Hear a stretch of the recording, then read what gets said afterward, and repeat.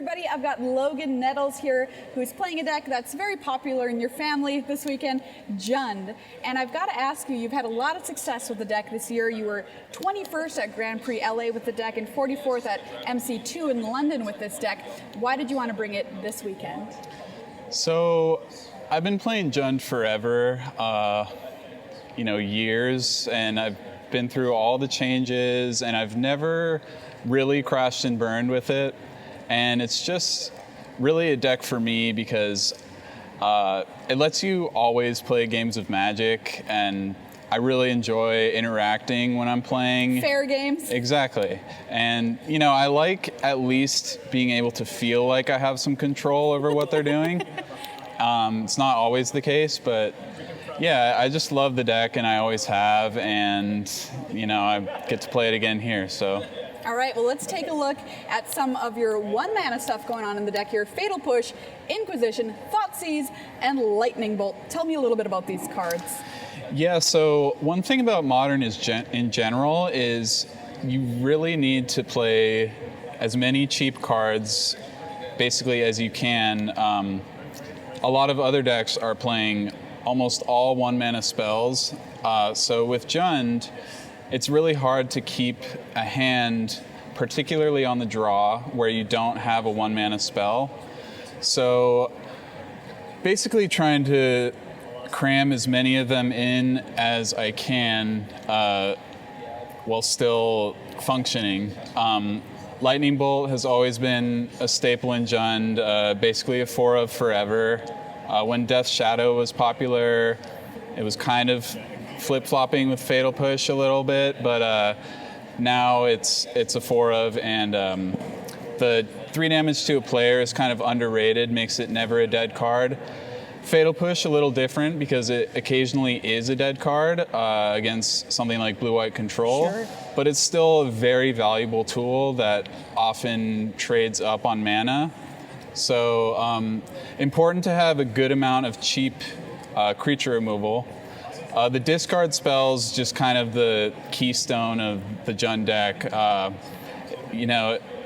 have 7, which is kind of different than normal Jund decks, which usually play 6. And I've had 7 for a while, and I've liked that because of the reason I said earlier. It lets you keep more hands, and it's just always what you want to do on turn 1 is play a discard spell. So give up a little bit drawing it in the late game by having an extra one, but it's still just very important in the early game. So. Yeah, and it always makes me sick to my stomach whenever I see one of these on turn 1 against me in Modern. Specifically, let's take a look at some of your 2-mana threats here. And Scavenging Ooze, of course, Tarmogoyf, but Wrenn and Six, the new hotness here. Yeah, so Wrenn and Six, obviously the new card, really exciting card for the deck. Kind of sad because for me it pushed Dark Confidant out of the deck.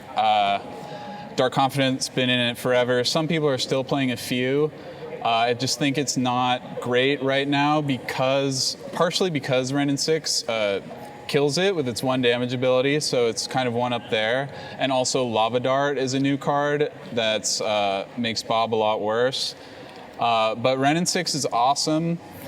It's good in very slow matchups because you're accruing card advantage and threatening to ultimate, and a lot of decks have trouble directly killing Planeswalkers.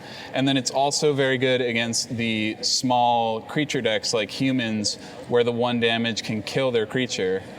I started with 4 and I'm down to 3, and that's kind of a contentious thing among Jund players right now is if you want 3 or 4.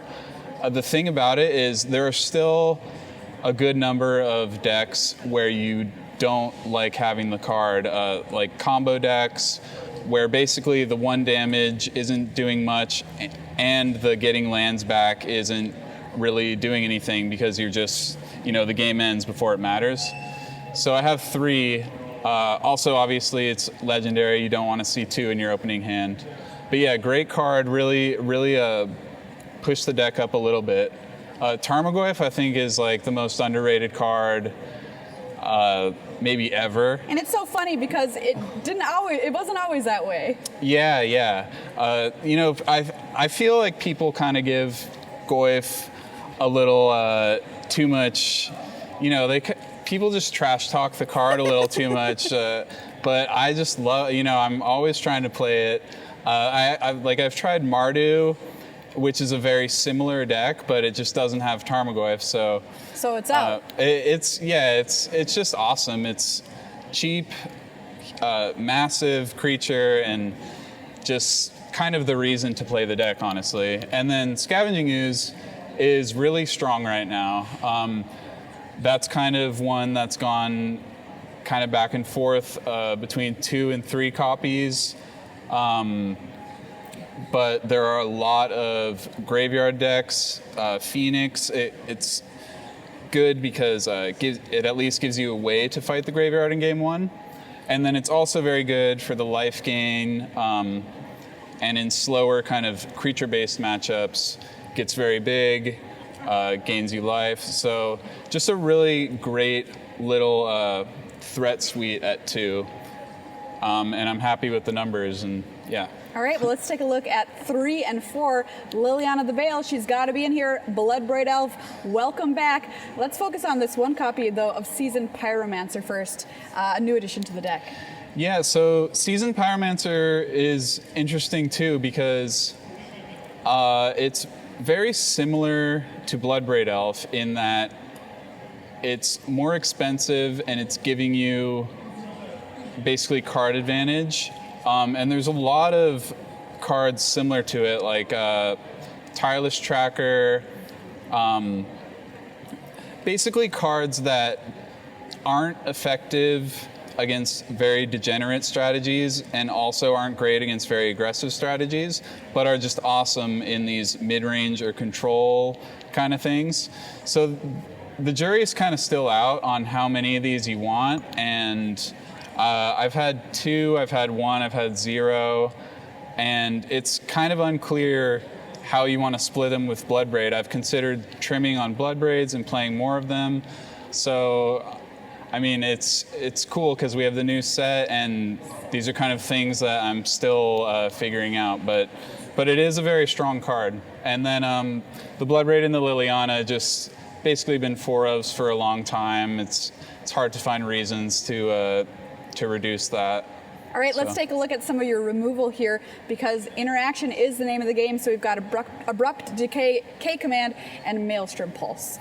Yeah, so like I kind of was saying earlier, the 3-drops and kind of the more expensive spells are difficult to really get right. And it's kind of like Kolaghan's Command, Pulse, Seasoned Pyromancer. It's difficult to get the right number, and it's kind of always changing depending on what other people are playing. Kolaghan's Command, I have 2 and the 1 of Pulse, which you can kind of flip-flop, but Kolaghan's Command just kind of always a great card. Maelstrom Pulse, more conditional. But it's important to have at least a couple of ways to deal with things like Ensnaring Bridge, enchantments, kind of random stuff, little planeswalkers like a little Teferi. So I like having at least a few of these cards as kind of to supplement the Lightning Bolt, Fatal Push kind of thing, even though they often have the same targets. So I'm going to speed through your lands here because we've got 3 graphics of them. Nurturing Peatland, of course, one of the new additions here. Pairs well with Wrenn and Six. And just for the people at home, let's take a look at the next graphic that we have. More lands, and finally we're going to head to the last one, which has your basics and of course your Black Cleave Cliffs. Mm-hmm. So overall, final thought quickly, how happy are you with your choice this weekend? Well, I was very happy with it for a long time, and obviously Hogak has really stirred up a lot of commotion here. And I've played a little bit against it. The matchup's really bad in the first game, but I'm hoping that it's not too bad overall. My results were decent, so I'm confident still. All right, keeping it fair. Logan Nettles with Jund.